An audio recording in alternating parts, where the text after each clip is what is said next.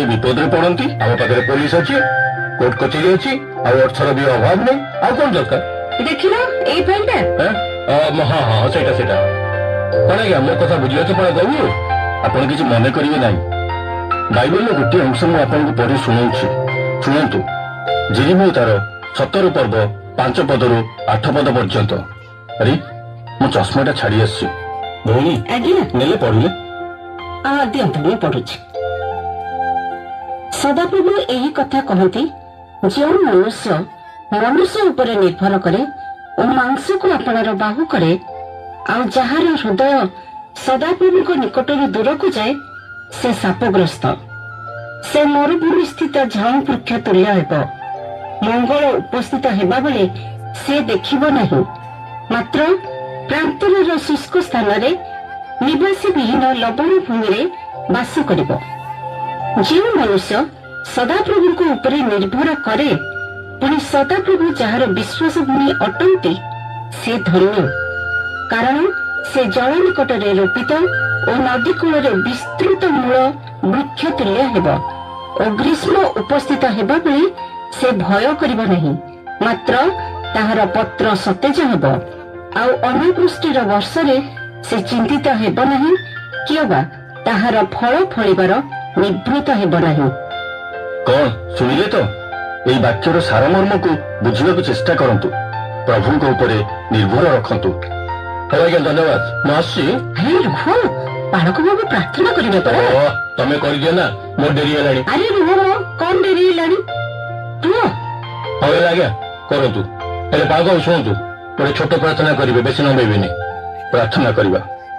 प्रिय प्रभु तुम महानाम को धन्यवाद दउछि आज ई सहभागिता पाई ए परिवार आवश्यकता कौन ता तुम जानिछ तुम आशीर्वाद बायुछाय तले परिवार को आज जाए रखिछ बोली तुमको धन्यवाद दउछि तुम परिचय मान दियो प्रभु एवं तुम निकटवर्ती कराओ प्रार्थना शुणिल धन्यवाद दे ए निवेदन यीशु नाम मागुछि आमेन। हाँ आज्ञा मु गली पड़ा कहू नमस्कार जीवन बाबू जीवन पूर्व प्रभु वाक्य शुणी जातु वाक्य यह भी लिखा जाए प्रभु निकटवर्ती हुंतु तेबे से तुम्हार निकटवर्ती हेबे। जीवन बाबू प्रभु निकट दूरे गले से भी आपण दूरे जीवे आउ सेते बेले आपण डाकिले से आउ सुनिबे नाही। ओहो से समय आसु बाय मी भी आसु मैडम आउ केरे आसीबी आज्ञा कारण आपण घरे प्रार्थनार आवश्यकता रहिछि। नमस्कार निश्चय से बाबू नमस्कार।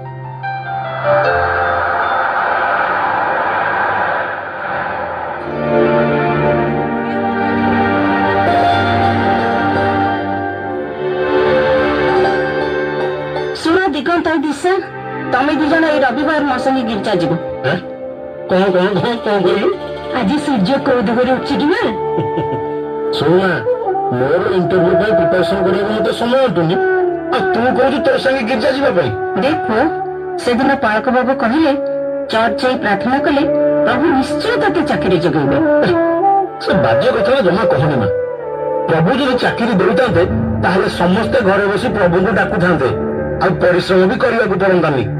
भाई ठीक कहूची मां तू गिरजा जीवा कथा एबे हम काई कहूचु मोर मने अछि पिला बेले जेते बेले जेजेमा हमकु संडे स्कूल पठाओ करथुरी तू पूरा मना करथुलु कहथुलु समानकर परीक्षा मुंड ऊपर अछि पाठ पढिबे किछि गिरजा जीवा दरकार नै आ एबे सुन देसा सेते परिस्थिति अलगा थिला किंतु एबे तमे बड़ हेछ पालक बाबू कहतुले प्रभु को निकट को न आसिले तुमकर मंगल हेबनी सेटा सामने रे भाबीबार थिला एबे कहले हमर आ गिरजा जीवार इंटरेस्ट नै बुझलु।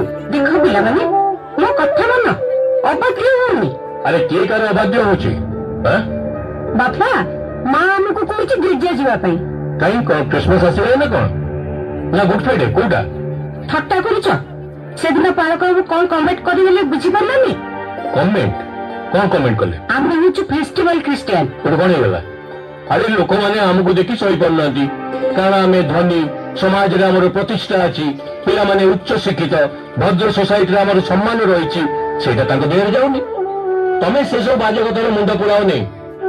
सुनो एई संडे मु फ्री अछि चलो कोठी गोटे आउटिंग रे जिबा।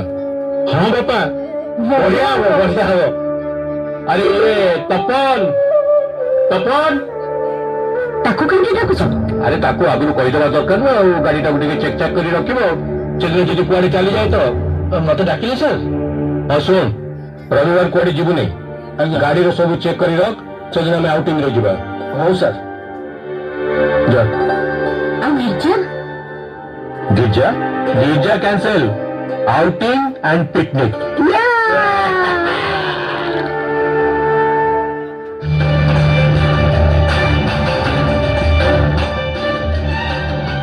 କଣ ହେଲା କୋଉଠି ଆସିଲ?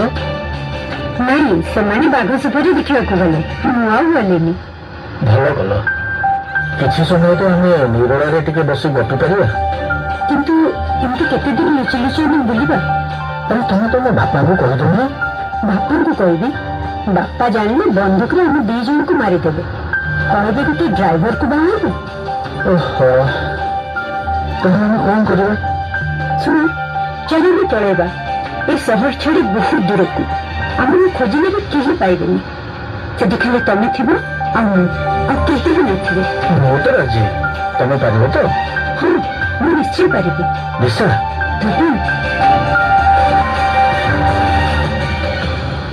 କିରେ ଦିଗନ୍ତ କଣ ଏଠି ମୁହଁ ଶୁଖେଇ ବସିଛୁ? ମନ ଭଲ ନାହିଁ ରେ ରମେଶ। କାହିଁ ମନକୁ ତୋର କଣ ହେଲା? କାହା ପ୍ରେମ ପ୍ରେମରେ ପଡିଗଲୁ ନା କଣ? ସେ ବାଜ୍ୟ କଥା ତମେ କହନି। ମୁଁ ରୁଟିନରେ ଏତେ ଭଲ କରିଥିଲି ତୁମେ ମତେ ରିଜେକ୍ଟ କରିଦେଲେ। ଭାବିଥିଲି ଏଥର ମୁଁ ନିଶ୍ଚୟ ସିଲେକ୍ଟ ହେବି ହେଲେ ଏଠି ବି ହେଲାନି। ମତେ ବି ଚାକିରିଟା ମିଳିଲାନି ରେ। ଆରେ ସେଥିପାଇଁ ତୁ ମନ ଦୁଃଖ କରୁଛୁ କାହିଁକି? ତୋର କୋଉ ଚାକିରି ଦରକାର କହିଲୁ? ତୋ ବାପାଙ୍କର ଏତେ ବଡ ବିଜନେସ୍। ନା ନା ସେ ବିଜନେସରେ ମୋର ଇଣ୍ଟରେଷ୍ଟ ନାହିଁ। ଚାକିରି କରି ସ୍ୱତନ୍ତ୍ର ପରିଚୟ ନେଇ ବଞ୍ଚିବାକୁ ଚାହେଁ। ମୋ ମୁଡଟା ଏକଦମ ଖରାପ ହେଇଗଲା। ମୋ ସାଙ୍ଗେ ଚାଲ ତୋ ମୁଡଟା ଏକଦମ ଠିକ କରିଦେବି।